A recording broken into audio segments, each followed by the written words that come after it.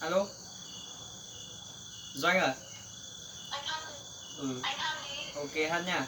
Em đang nghe. Ok, Vâng. hát bài giả vờ thương anh nha. Nhớ là phải giả vờ thương anh ấy.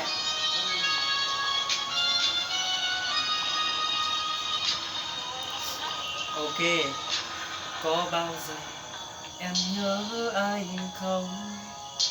Đã bao giờ em thương anh dù chỉ một lần, hay chỉ là một giấc mơ mà anh nghĩ chưa tồn tại bao giờ.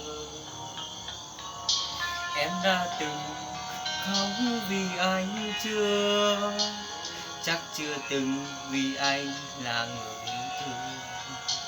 Anh xin dùng để gói ghém yêu thương, cất ở nơi mà không một ai biết được. Em ơi anh muốn đi cùng em, đi hết đoạn đường đời. Ở nơi đó chỉ có anh và em thôi. Nơi yên bình nhất, nơi anh mất tất cả là sự thật. Nhưng điều đó chắc khó lắm phải không? Bên em giờ đây chắc có hơi ai chẳng đây. Anh cứ vã nhưng em lại phá khu bằng không. Em ơi anh lạnh lắm, anh sợ lắm khi đông anh về. Giả vờ như em thương anh có được không?